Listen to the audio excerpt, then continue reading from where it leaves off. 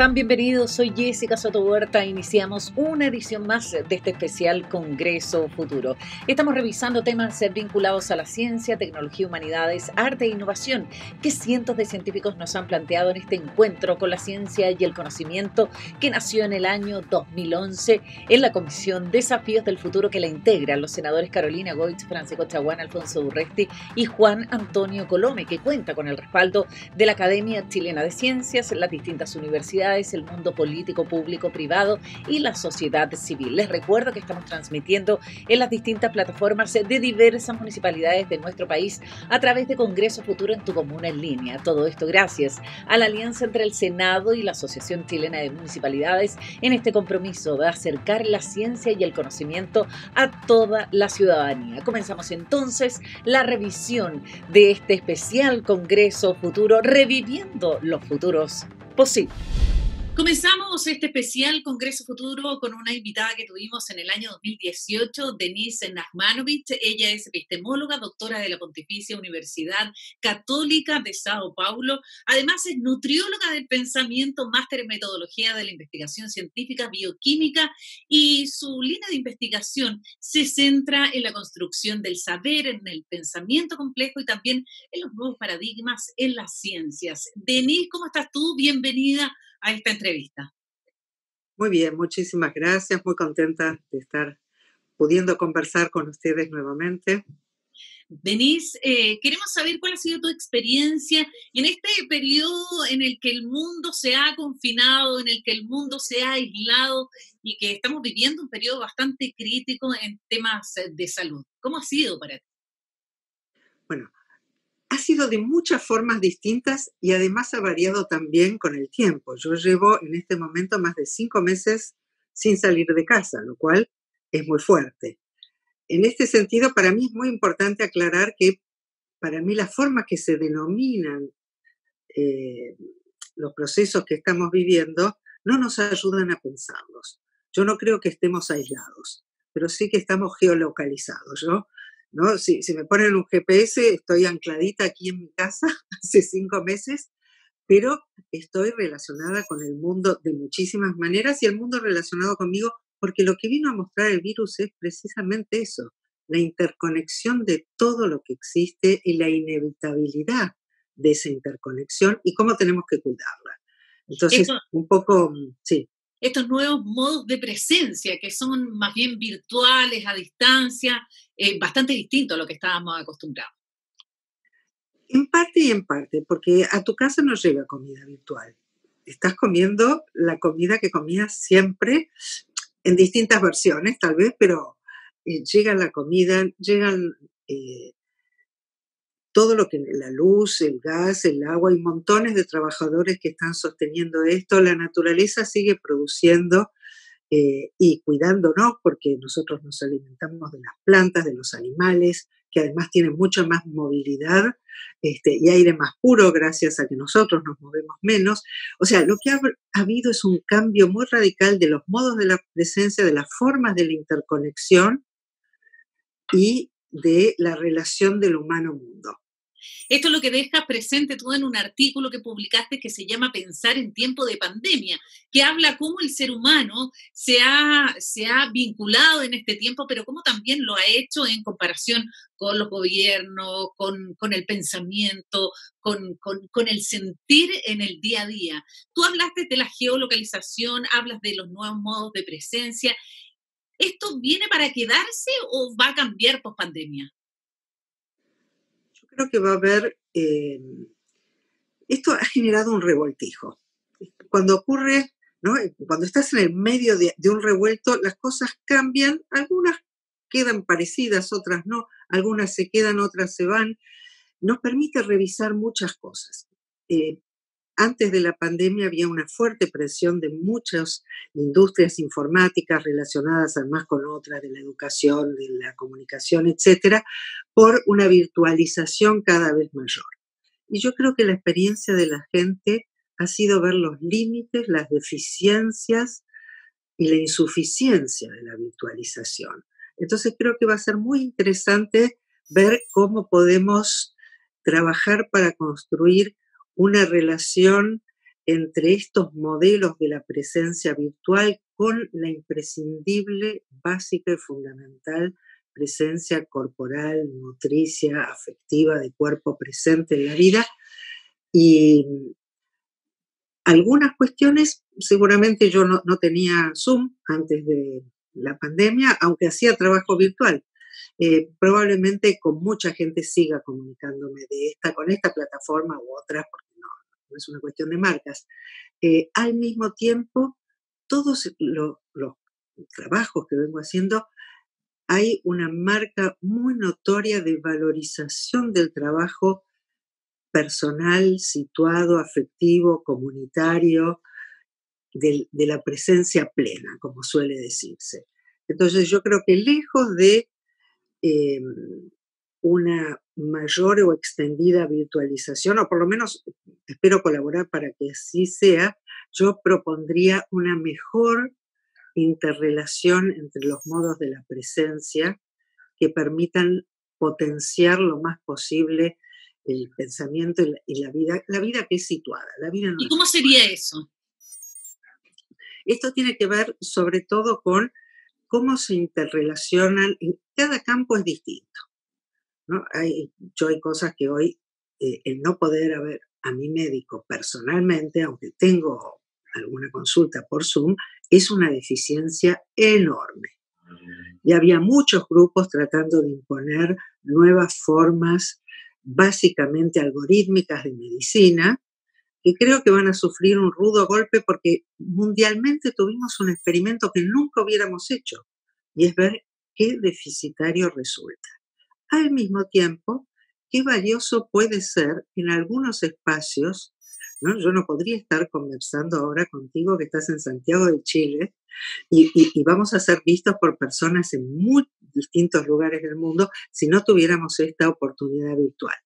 Lo que creo que no estábamos preparados y que seguimos sin estar preparados, porque es muy común que cuando viene un terremoto, ustedes los chilenos saben mucho más que yo de esto, mucha gente se agarra a lo que ya tenía, ¿no? Que queda ahí frenado en vez de buscar cosas nuevas. Y en este sentido, el problema no es, por ejemplo, en la educación, y mucho menos todavía en la salud, si virtualizar o no, sino cuál es nuestra relación con la herramienta. La industria de la herramienta lo que quiere es vender.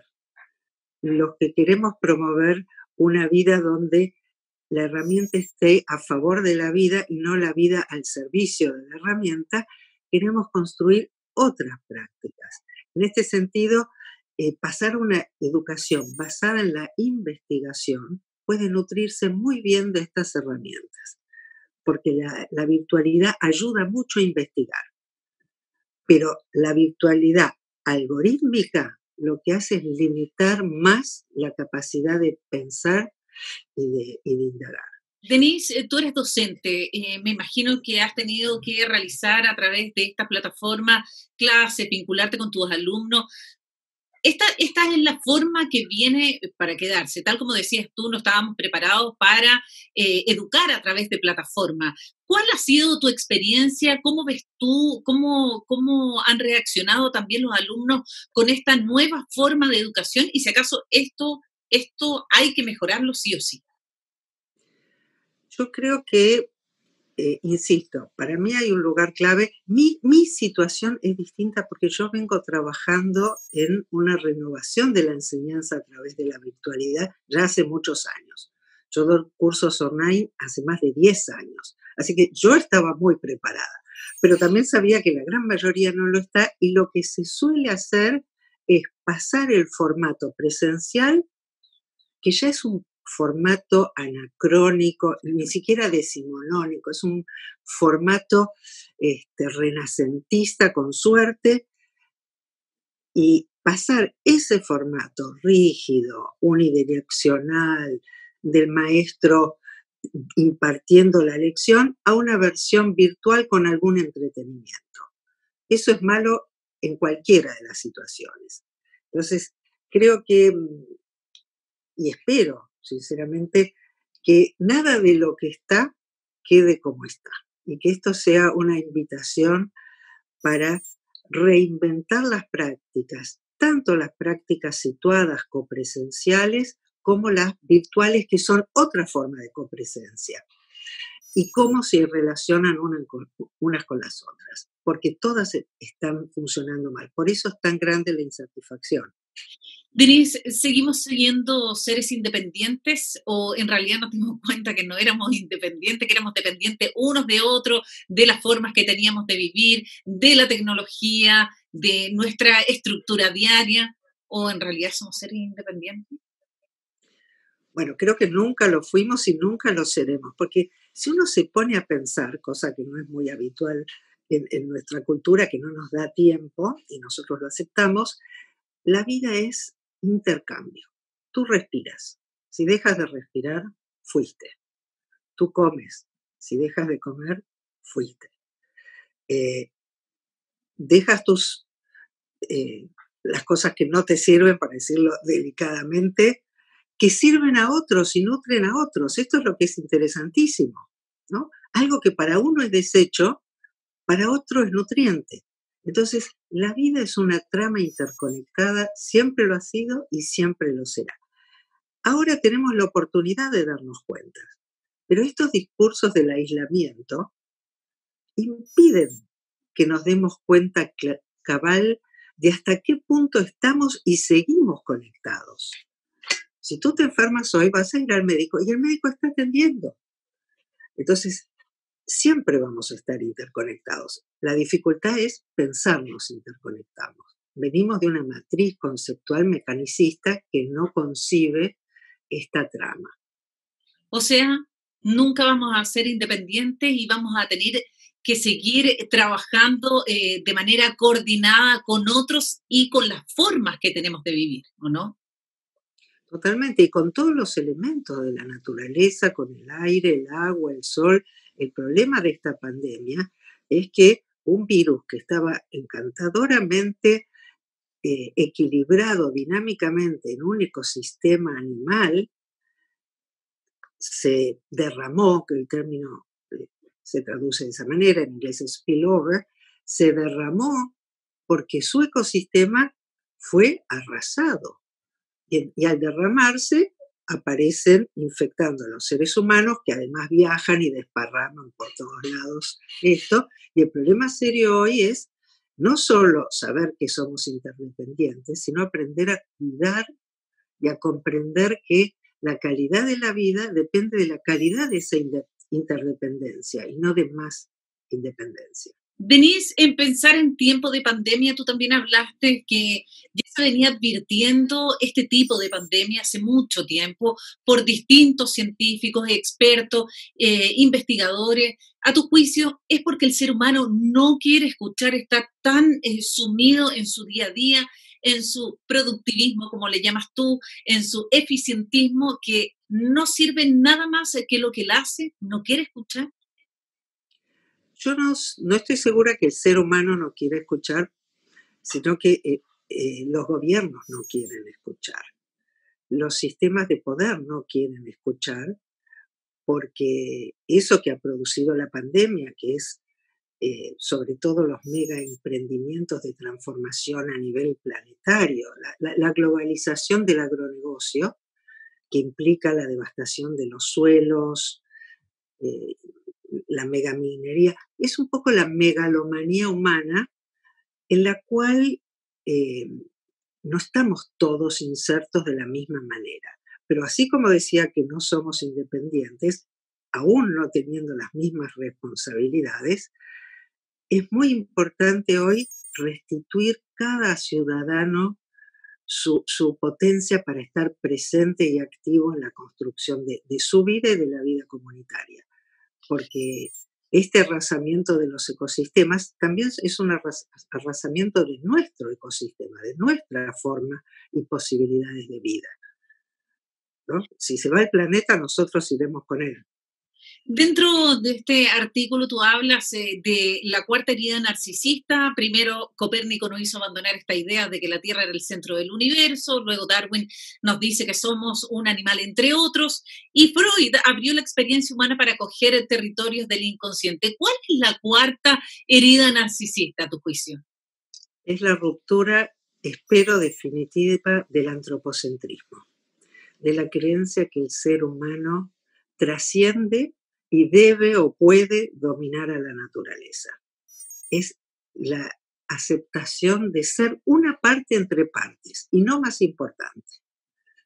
Por eso, para mí, el planteo crucial es el cuidado mutuo, no la imposición de nuestro modo de vida a la naturaleza, sino la coadaptación del ser humano a la naturaleza, que es lo que siempre ha ocurrido, pero que nosotros, desde esta construcción mecanicista, vamos rompiendo límites que van destruyendo nuestro propio hábitat. Nuestro propio hábitat no es una cosa de afuera nuestra, con él nos vamos destruyendo nosotros.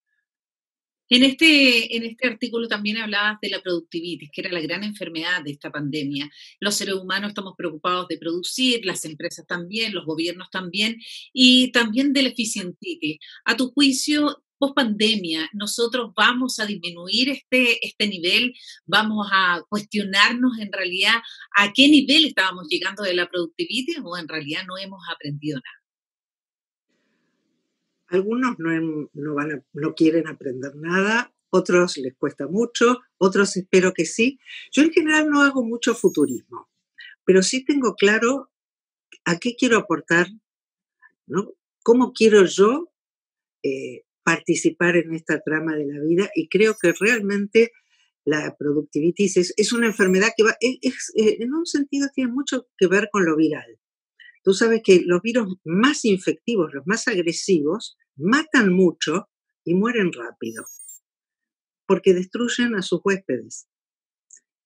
En este sentido, el ser humano, si sigue con esta creencia en una productividad ilimitada, que no es crecimiento, y esto es muy importante, es decir, no es crecimiento ni de calidad de vida, ni de economía, ni de nada, porque la productividad es un término mecánico, las máquinas no crecen. Las máquinas pueden acoplar, pueden extenderse, pueden acumular, pero no pueden crecer. Crecen los seres vivos. Entonces, a la productivitis yo lo que invito es a salir a través de la poiesis, que es un término muy bonito que además lo han rescatado científicos chilenos, por supuesto, Maturana y Varela en su teoría de la autopoiesis, pero que tiene un sentido mucho más general, la poiesis, que es la producción generativa, la creación, el hacer existir, lo que tiene que ver con la vida. Entonces, yo en este sentido me siento muy afín a todas las corrientes feministas que hoy venimos poniendo la vida en el centro y propongo salir de la productivitis para entrar a la poiesis, que también es producción, pero es producción cuidadosa, cuidadosa de la vida, de los vínculos, de los afectos, del ecosistema, de todos, porque no solo de los seres humanos. Nosotros, una de las cosas que es muy importante señalar, porque la gente se ha aterrado con los virus y con el miedo que tiene a los virus hace tanto exceso de antisepsia, desde luego que es importantísimo hoy lavarse las manos, etcétera, pero nuestra cultura viene con un tal exceso de antisepsia que lo que hicimos fue destruir los microorganismos valiosos de nuestro propio cuerpo y nuestro ecosistema, y así somos mucho más vulnerables a otros patógenos. ¿Tienes algún proyecto en mente para los próximos meses, Denise? Bueno, yo estoy en este momento, y por eso te decía, mi situación es muy paradójica, yo he tenido más trabajo este año que nunca en mi vida. Estoy con muchísimas entrevistas, conferencias, ligándome a distintos colectivos comunitarios. Estuve en un proyecto precioso de arquitectas feministas que se llama Reparar, Reparar. ¿no? Y con el reparar, que tiene el doble juego de reparar este daño. Donna Haraway habla de un planeta herido, y creo que esa es la situación. He estado colaborando con gente en educación, en áreas de salud, estoy escribiendo un libro, así que tengo muchísima actividad y creo que cada uno desde su lugar y a su modo puede ir contribuyendo a un geolocalizado y en su casa desde muchas formas, desde comprar a los comerciantes del barrio para que no se fundan, hasta desarrollar estas muy extendidas actividades por Internet que llegan a millones de personas. Denise, tu futuro posible, aquel que pensaste que iba a ocurrir en 100 años y está a la vuelta de la esquina. Es, en este momento, la verdad es que yo no, siendo una persona básicamente optimista, no lo soy, porque está muy convulsionado el mundo y las formas de pensar que tenemos son un obstáculo para promover nuestra propia potencia como seres humanos y como parte de la naturaleza. Entonces, más que hacer futuro, trato de construir desde el presente.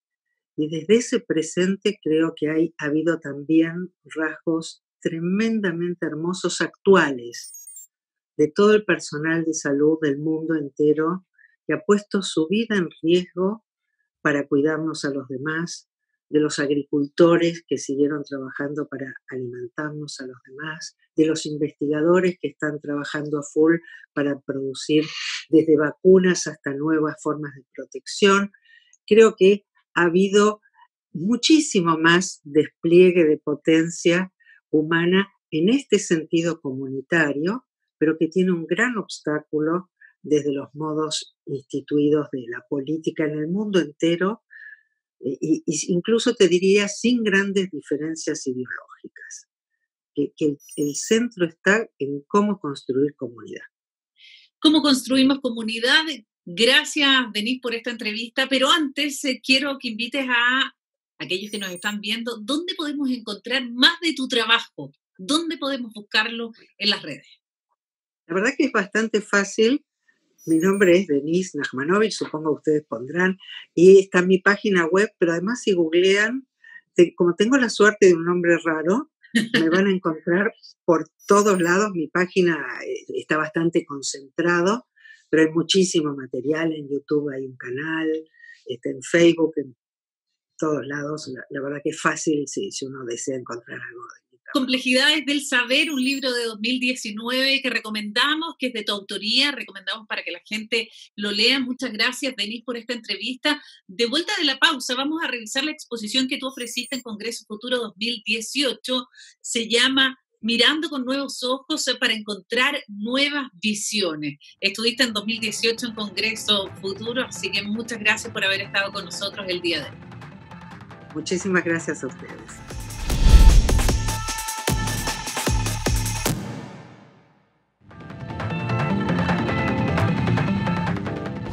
Estamos de regreso en este especial Congreso Futuro, reviviendo los futuros posibles planteados por cientos de científicos, investigadores, humanistas, innovadores y también premios Nobel que han participado en este encuentro con la ciencia y el conocimiento. La tuvimos en el bloque anterior, Denise Nachmanovich, quien participó en Congreso Futuro 2018, epistemóloga, doctora de la Pontificia Universidad Católica de Sao Paulo, en Brasil, quien es nutrióloga del pensamiento, máster en metodología de la investigación científica, además bioquímica, y quien centra su investigación en la construcción del saber, el pensamiento complejo y los nuevos paradigmas de la ciencia. Ella participó en Congreso Futuro con su exposición Mirando con nuevos ojos para encontrar nuevas visiones. Los invito entonces a revisar su exposición del año 2018 en Congreso Futuro. Aquí está Denise Nachmanovich.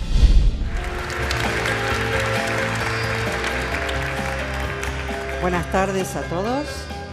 Quiero invitarles a hacer una travesía, un viaje para pensar la conciencia, y quisiera poder hacerlo siguiendo esta invitación de Proust que dice: el acto real de descubrimiento no consiste en encontrar nuevas tierras, sino en ver con nuevos ojos. Y yo me permito, es una grosería, pero me permito agregarle a Proust la idea de que siempre que miramos con nuevos ojos vamos a encontrar necesariamente nuevas tierras. Ya empezó este PowerPoint saltarín.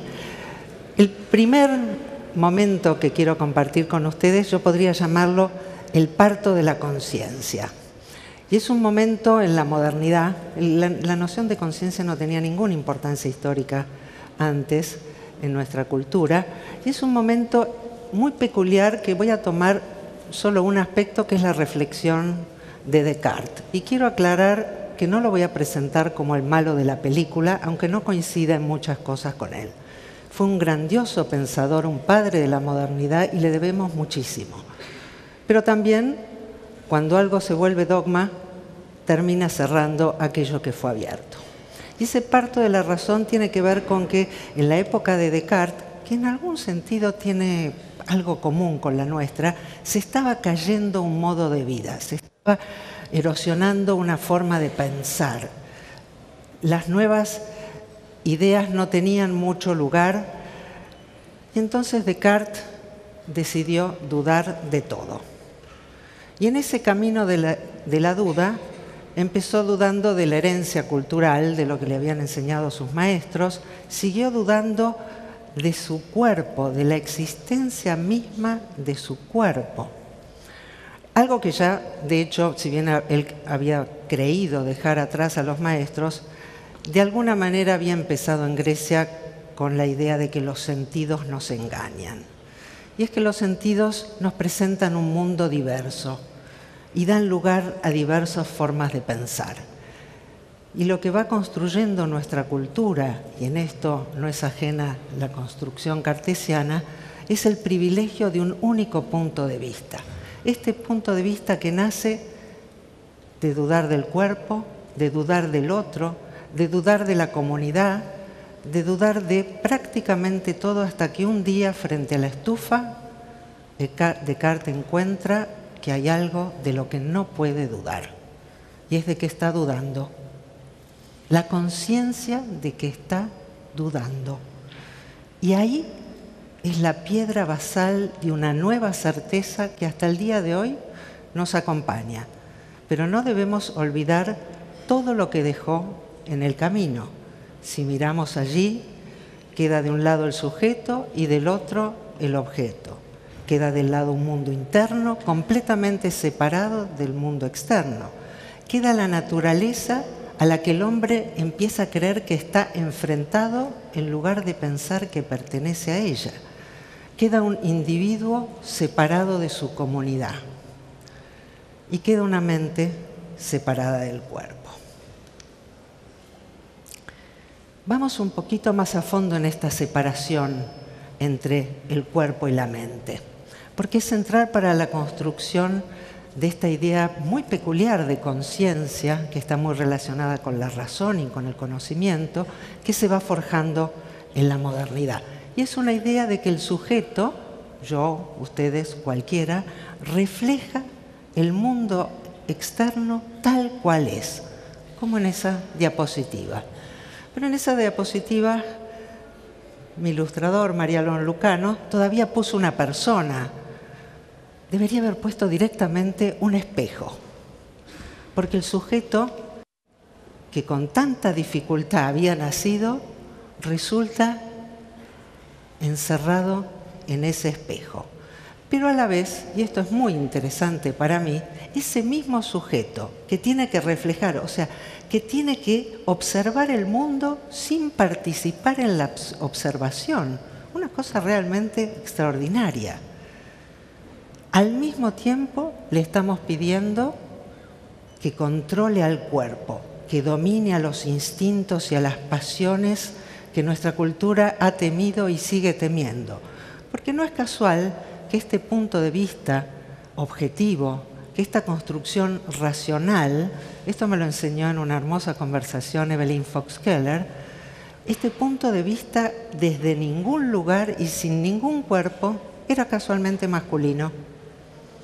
Y no solo era casualmente, o no nada casualmente, masculino, sino que coincidía punto a punto con el punto de vista de las élites europeas. Este punto de vista desde ningún lugar fue la razón con la cual se construyó el colonialismo. Y si dejamos un segundo el aspecto del conocimiento y miramos qué le pasó a ese cuerpo tan temido, es que fue convertido en una máquina.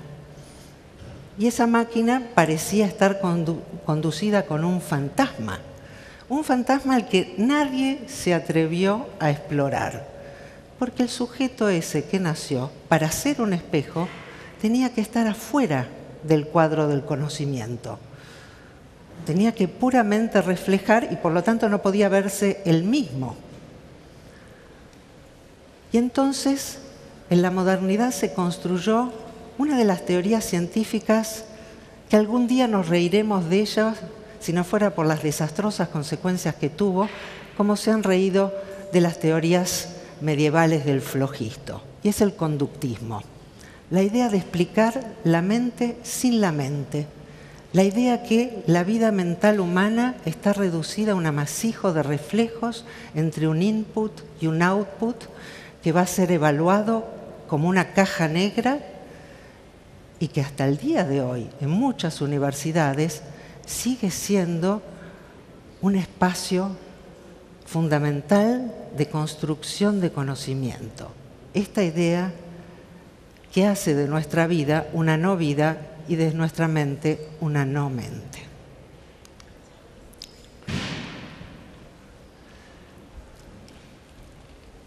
La ventaja del conductismo es que directamente eliminó la mente. La puso en una caja negra y se olvidó de ella. Pero hoy en día muchos neurocientíficos, y con esto quiero ser también muy clara, se habla de las neurociencias dicen, o la epistemología dice, o la filosofía dice. Yo nunca las vi hablar a ninguna de ellas. Hablo yo, habla Gabriel dentro de un ratito, habló Diana Mafía esta mañana. Entonces, cuando digo muchos neurocientíficos y muy fuertemente apoyado por un lobby increíblemente poderoso, sobre todo en las industrias farmacéuticas, nos prometen hoy que van a explicar la conciencia. Y sin molestarse en ningún momento en considerar que ese propio punto de vista de la objetividad impedía radicalmente mirar la conciencia que estaba mirando. Nos prometen ahora una explicación sin hacerse cargo de ningún problema.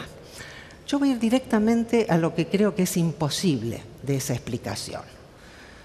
Están viendo ustedes allí unas ondas sonoras. La física del sonido es una de las áreas menos conflictivas de la ciencia. Casi todo el mundo está de acuerdo que conocemos muy bien la física del sonido. No quiere decir que esto no vaya a cambiar, pero por ahora es el caso. Y ustedes ven ahí unas ondas preciosas que corresponden a una parte de una música que espero que para todos ustedes sea tan maravillosa como para mí.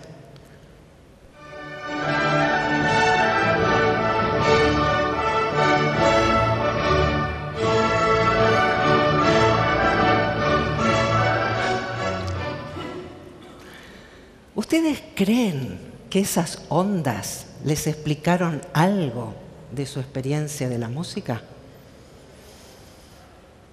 No estoy dispuesta a aceptarlo, pero tengamos cuidado, porque hay un lobby muy poderoso que quiere hacernos creer esto. Y decía otro de mis grandes maestros, a quien solo he leído, pero así lo considero, que es Thomas Kuhn, que cualquier cosa suficientemente repetida se convierte en verdad.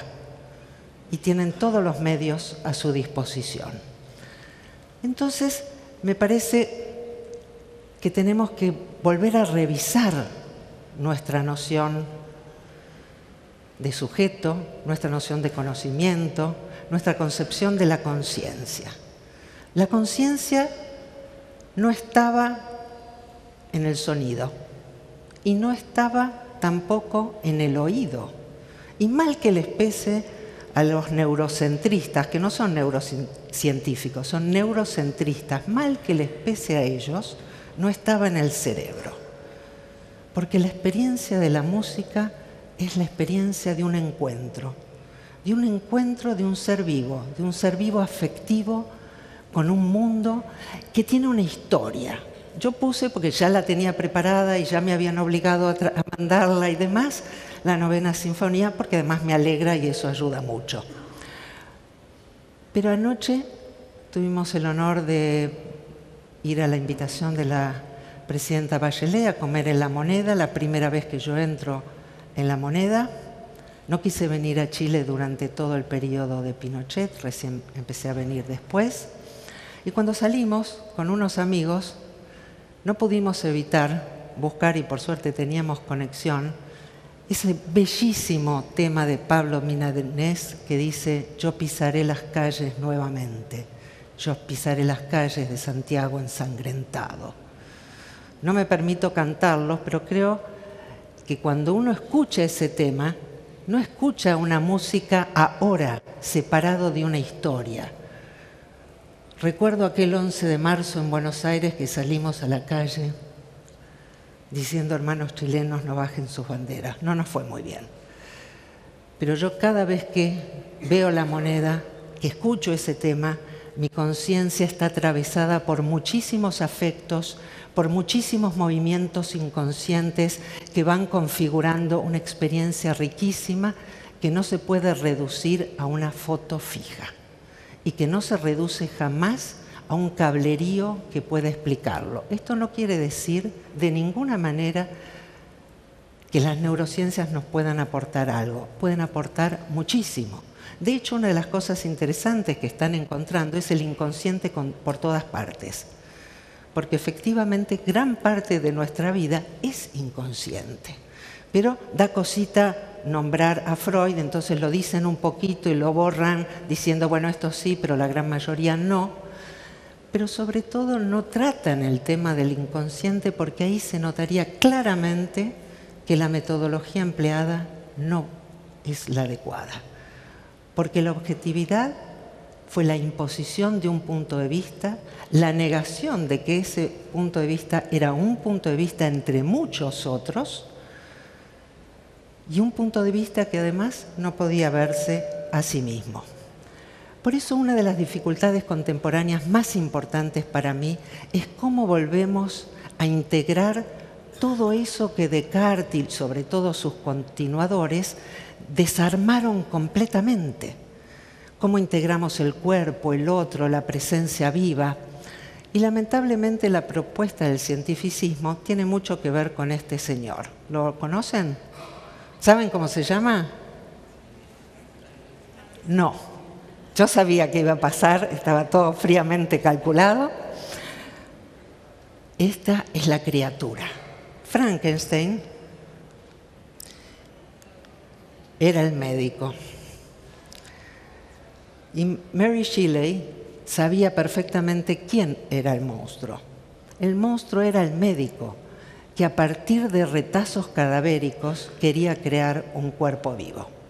Entonces, para mí, el desafío hoy es cómo integrar aquello disociado, aquello que el mecanicismo reduccionista cortó en pedacitos, miró cada uno por separado y ahora nos quiere vender que va a poder construir todo el sistema de vuelta. Y creo que una de las dificultades más grandes que tenemos es que cuando salimos del reduccionismo nos vamos al holismo. Y el holismo es la pretensión de que podemos verlo todo. Un ser humano no puede verlo todo.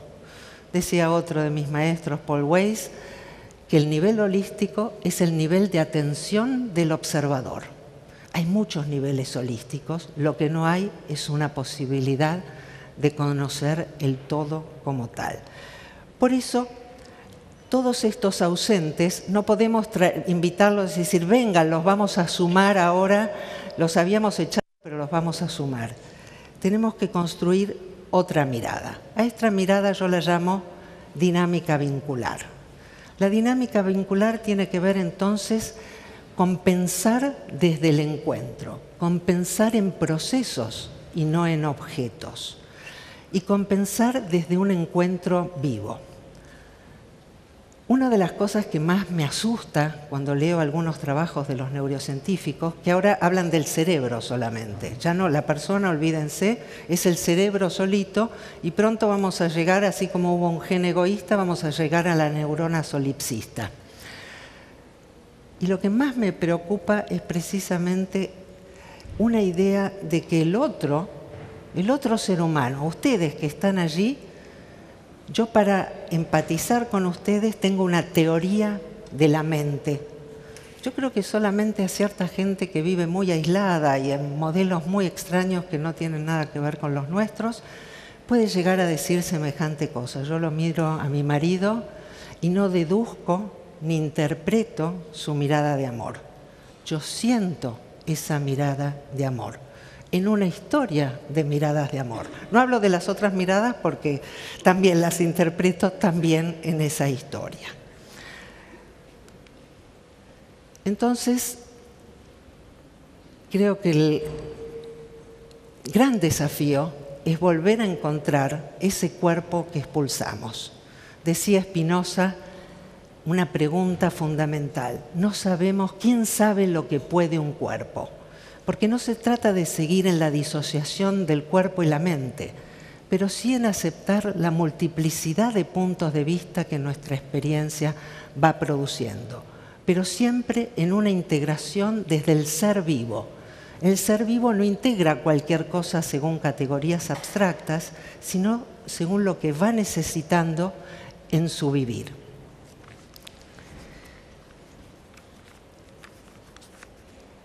En ese sentido, uno de los aspectos que yo creo que es clave es dar cuenta que cualquier tipo de conocimiento humano solo nos va a mostrar un fragmento, si lo enfocamos en sí mismo.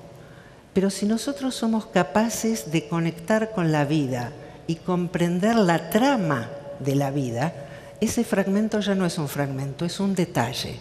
Es un aspecto que va a estar en tensión, pero también en posibilidad de diálogo con otros. Entonces, creo que el gran desafío de la ciencia contemporánea tiene que ver con salir de las cámaras de eco. Se acusa solamente a Facebook de hacer una cámara de eco. ¿Qué es eso? Que uno solo lee a sus amigos y a todos los que piensan igual y por supuesto terminamos todos pensando igual. Las comunidades científicas vienen hace muchísimo tiempo sosteniendo una cámara de eco. En ese sentido,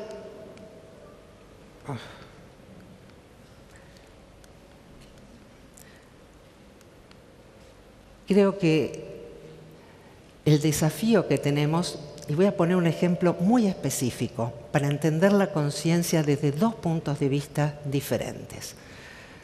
Si nosotros creemos en la objetividad, entonces no hay sujeto, no hay comunidad tampoco, y la ciencia es neutra. Y entonces uno puede investigar y hacer cualquier cosa con su investigación porque todo resultado de allí va a ser neutral. Y esto ha llevado a que, por ejemplo, hablemos del cerebro como si todos nuestros problemas como seres humanos son problemas que existen y que tiene el cerebro y que se arreglan con pildoritas, con cirugía, etc. Hoy muchos de los grandes padecimientos son el burnout, que es el estar quemado por el exceso laboral, el estrés, la depresión, el suicidio, la violencia familiar. Para los cientistas del cerebro nada tiene que ver con esto porque estos son elementos que no pertenecen a su mundo.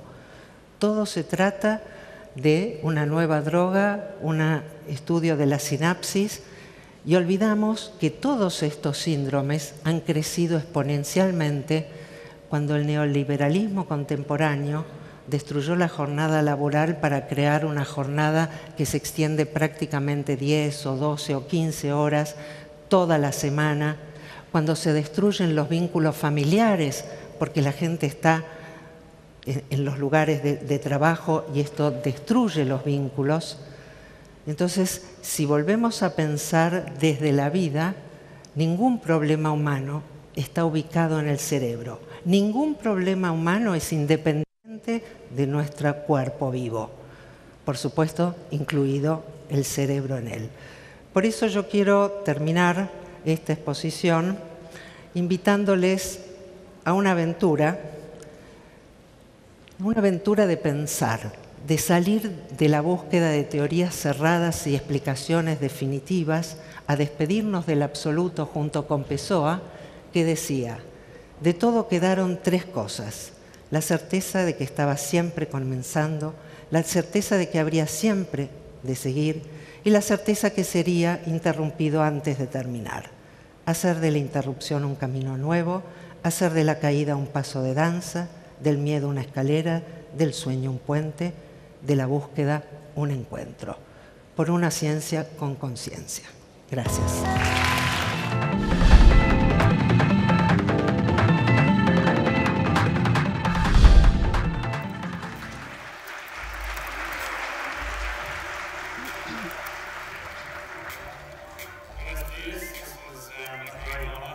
Es un honor para mí estar acá y para participar en este Congreso del Futuro. Acá tenemos un problema. Se llama la epidemia de la obesidad o la pandemia de la obesidad, porque cubre a todo el mundo. Ahora, yo he estado investigando prevención de obesidad por 30 años, pero no he hecho un buen trabajo porque cada país en el mundo está aumentando sus tasas de obesidad. Justo al lado de este problema de obesidad tenemos la solución a la obesidad. Tenemos una lista, una ruma de reportes de organizaciones como la Organización Mundial de la Salud, con muy buena investigación, con recomendaciones para acciones, y la lista es hasta acá y no son implementadas. Ahora, yo he contribuido a esta pila de recomendaciones e informes no implementados. En el Lancet publicamos 2 series sobre la obesidad. En la segunda serie salió en el 2015 y apenas lanzamos, el editor de The Lancet dijo, bueno, ahora necesitamos que tener una comisión de The Lancet en obesidad. Yo le dije, pero no, mira, acabamos de publicar 6 papers actualizados en tu revista y ahora quieres que nosotros hagamos otra cosa. Solo quiero tomarme un par de cervezas e irme de vacaciones. Pero, ¿qué podríamos agregar que no esté ya en estos informes? Y me dijo, necesitamos un nuevo paradigma, una nueva manera de pensar acerca de la obesidad. Necesitamos un camino, una ruta para hacer que estas recomendaciones se implementen. ¿Cómo podemos pensar sobre esto de manera diferente? Entonces, mi colega de la Universidad de George Washington, yo acordé hacer esto y saqué de toda esta burbuja de la obesidad y salir de esta burbuja y ver cuáles eran los otros problemas de la salud que estaban teniendo las mismas dificultades que estamos teniendo nosotros con la obesidad. Entonces acá tenemos otro problema de salud que es gigante, la desnutrición.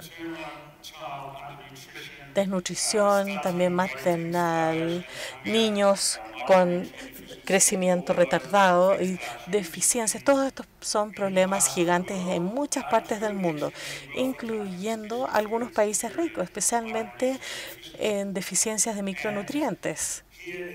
Y acá está este problema gigante. Está disminuyendo en muchas partes del mundo, pero no lo suficientemente rápido. Por ejemplo, en la África subsahariana o en otros países del sudeste asiático, aún tienen altas tasas de desnutrición y muchos se han quedado estancados en su reducción. Entonces, justo al lado de acá hay un conjunto de soluciones con otra pila de reportes del Banco Mundial y otros reportes científicos dando muchas recomendaciones, y de hecho muchas más de estas recomendaciones son implementadas que estas otras acerca de la obesidad.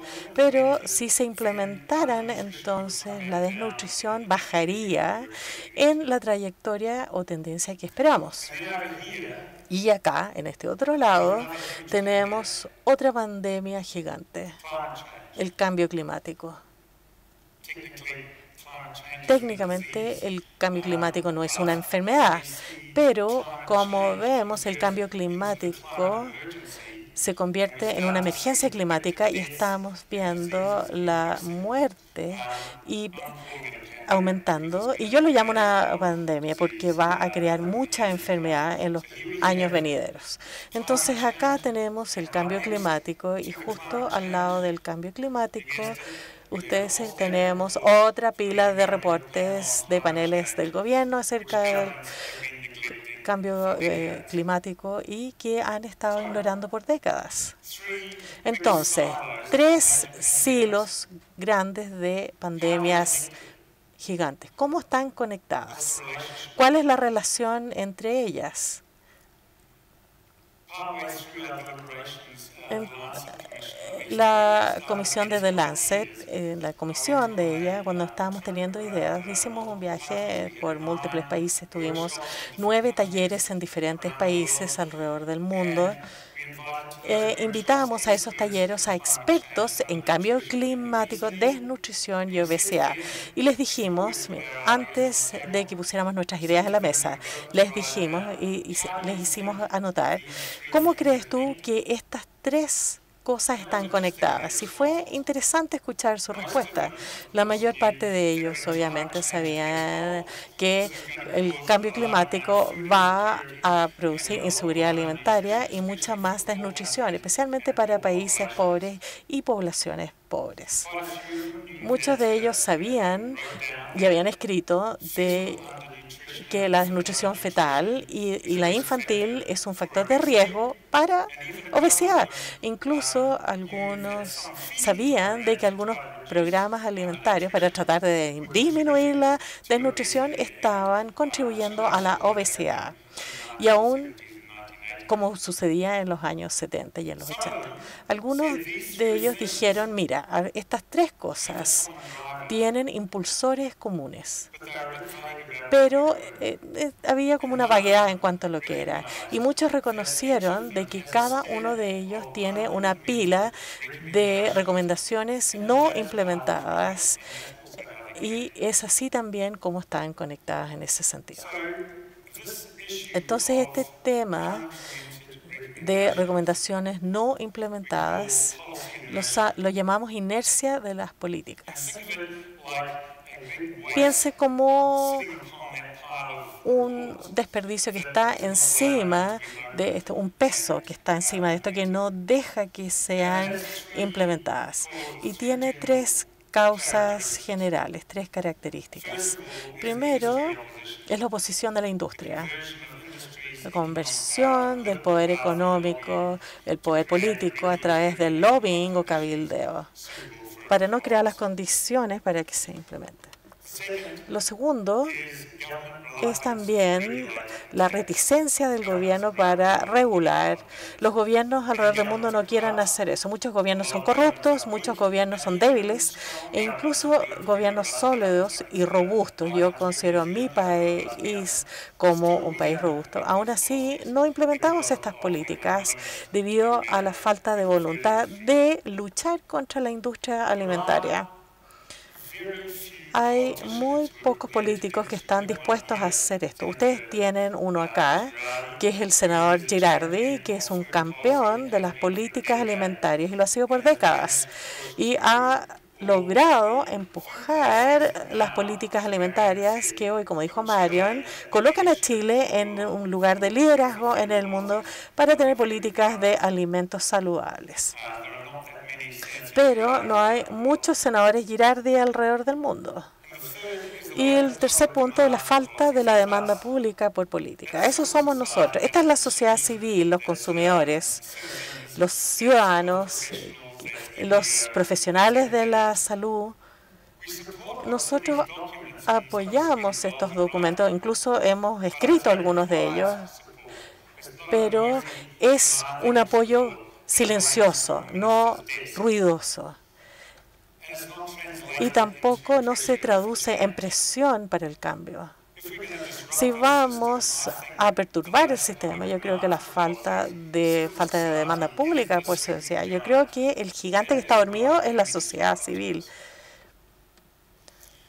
Entonces, ahora tenemos estas 3 áreas y decidimos colocar todo esto en una sola entidad y lo llamamos la sindémica global. Es la sinergia de estas 3 pandemias: obesidad, desnutrición y cambio climático, y su inercia de política que la acompaña. Y esto es parte de lo que está ocurriendo, ocasionando este problemas, que ocurren en tiempo y en el lugar, que interactúan negativamente entre sí, que tienen impulsores comunes y subyacentes. Entonces, si tenemos estas tres cosas y yo las conecto, obviamente la obesidad y la desnutrición están conectadas profundamente al sistema alimentario. Pero no lo vemos así, no pensamos así. Tenemos organizaciones dentro de los gobiernos, ONGs que están lidiando con la desnutrición, otras con la obesidad, pero no se unen. Tenemos países, muchos países, como por ejemplo Arabia Saudita, Jamaica. Muchos países tienen muchos pesos de obesidad y desnutrición. Tienen que estar pensando en cambios a los sistemas alimentarios. Obviamente estos sistemas contribuyen a un tercio o un cuarto a un tercio de la emisión de gases de efecto invernadero y que causan mucho daño medioambiental. Entonces lo que queremos que la gente haga es que lo vean de donde ustedes están sentados, que miren las manifestaciones físicas de la obesidad, desnutrición y cambio climático a las causas subyacentes, porque son causas comunes, no solo sistemas alimentarios, sino también sistemas de diseño urbano, transporte, uso de tierra. Y si uno puede empezar a encontrar soluciones así, van a tener un efecto finalmente en cada una de las tres partes. Ahora también colocamos la desnutrición en todas de sus formas y vemos que tenemos obesidad y desnutrición a nivel global, y también es la causa principal de muerte prematura y de muerte o mortalidad. Hay otros, más que otros factores como tabaco. Si uno suma esto de la sindémica, que es el desafío principal que tenemos esto para el siglo XXI. ¿Cómo pensamos esto? ¿Cuáles son los modelos y medios? Y este es un modelo con el que yo hice y estudié como doctor, y aquí está la persona. Llegaban a mí con obesidad. Yo sabía que tenían algunas características personales y creó esta obesidad, pero también eran parte de la sociedad. Todo desde la familia hasta el gobierno, todo tiene una influencia en ellos y su comportamiento. Y esto es muy útil si vemos las diferencias entre las personas. Pero no es muy útil explicar por qué todo el país o todo el mundo tiene algo como lo que vemos en la obesidad. Entonces tenemos que ver un modelo, y lo que hicimos fue sacar esto desde adentro hacia afuera, darlo vuelta, y pueden ver aquí, lo más importante está en el centro, los sistemas naturales de los que nosotros dependemos. Y luego los sistemas humanos, hechos por humanos, están por sobre ello, con lo más importante en el centro, la gobernanza, los que tienen el poder, los que toman las decisiones. Y Chile ha experimentado en las demostraciones, en las protestas, cuáles son las consecuencias de la gobernanza a través de una política neoliberal que han pasado a través de todos estos sistemas y han afectado a las personas. Y tenemos que tener a la gobernanza en el centro. ¿Qué queremos lograr? Queremos lograr 4 cosas: un bienestar ecológico, humano, equidad social y prosperidad social para todos, no solo para unos pocos elegidos. Y esa es la imagen general. Luego vamos al detalle, como con el Google Earth, y pueden ver aquí la sindémica global. Pueden ver las interacciones entre la obesidad y la desnutrición. Estas dos no son la totalidad de la salud y bienestar del mundo, pero es una gran parte. Y el cambio climático tampoco es la totalidad de lo ecológico, sino que es una gran parte. Pueden ver que se interrelacionan y pueden ver los impulsores comunes, especialmente alimentos, transporte, uso de la tierra. Esos son los sistemas macro que tenemos que ver a través de las manifestaciones. Tenemos que ver a través de las causas y poder manejarlas. ¿Y dónde están las personas? No hemos visto a las personas todavía. La forma usual de la que pensamos las personas o el discurso general en relación a la obesidad es uno o la otro, ya sea usted es responsable de lo que usted pone en su boca y en la boca de sus hijos. U otro discurso sería, bueno, en realidad el entorno está haciendo una influencia en gran parte de lo que pongo en mi boca y en la de mis hijos. Si tratamos de visualizar a las personas de manera distinta, vemos este sistema donde operamos en todos estos sistemas con roles distintos y es una relación bidireccional. Claro, el entorno nos afecta, los sistemas nos afectan, pero sí tenemos una agencia donde volver y hacer una influencia en ese sistema. Tal vez no es una agencia de un gran grado o una más pequeña, su voto o cómo usted gasta su dinero en alimentos, pero es una agencia. Y volvemos al gigante durmiente. Este es la agencia colectiva. Si nos coordinamos, podríamos ser una fuerza disruptiva para mejorar nuestros sistemas alimentarios. Para hacer esto, necesitamos demandar acción de políticas como las huelgas en colegios, las protestas que han tenido aquí en octubre. Tenemos la dinámica de fuerza entre la sociedad civil está demandando cosas y tenemos que demandar cambios en los sistemas alimentarios específicamente. En este momento se conciben como un commodity económico, donde pueden explotar a las personas, pueden explotar el medio ambiente para aumentar las utilidades, aumentar las exportaciones, dólares y el PIB. Ese es el enfoque general de los alimentos. Tenemos que dar vuelta a esto y decir los alimentos son un bien común. Necesitamos nuestros sistemas alimentarios a que nos nutran para poder restaurar los sistemas ecológicos que le dan soporte para mejorar la salud humana, para poder promover la equidad social y así podamos crear prosperidad económica para todos y no para los privilegiados. Espero haber despertado algunos gigantes durmientes aquí. Muchas gracias. Boy Swinburne con esta exposición ofrecida en Congreso Futuro 2020, Obesidad, una sindemia global. Este endocrinólogo, quien constantemente está realizando investigaciones sobre acciones comunitarias y políticas públicas que permitan prevenir la obesidad y reducir el entorno alimentario que aumenta las probabilidades de desarrollar obesidad. Dirige una red internacional en más de 30 países vinculada a este tema. Junto a Boy Swinburne y a Denise Nachmanovich, despedimos este especial Congreso Futuro. Los invito a que revisen las exposiciones en www.congresofuturo.cl. Están todas disponibles desde el año 2011 hasta la fecha. Temas vinculados a la ciencia, tecnología, humanidades, arte y también innovación. Recuerden www.congresofuturo.cl y los invito a que nos sigan en las distintas redes sociales. Estamos realizando diversas actividades y les recordamos que en 2021 cumplimos 10 años. Este programa lo pueden revisar también en las distintas plataformas de diversas municipalidades de nuestro país a través de Congreso Futuro en tu comuna en línea. Todo esto gracias a la alianza entre el Senado y la Asociación Chilena de Municipalidades en este compromiso de acercar la ciencia y el conocimiento a toda la ciudadanía y llegar a todos los rincones de nuestro país.